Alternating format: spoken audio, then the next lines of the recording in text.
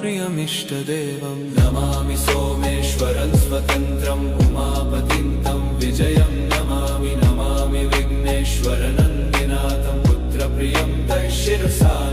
नमामि देवं भवदुःखशोकविनाशनं चन्द्रधरं नमामि नमामि गङ्गाधरमीशमीड्यमुमादगं देववरं नमामि नमाम्यजादीश पुरन्दरादिसुरासुरैरचितपादपद्मं नमामि देवी मुखवादनान इक्षार्थमक्षित्रितयं यैष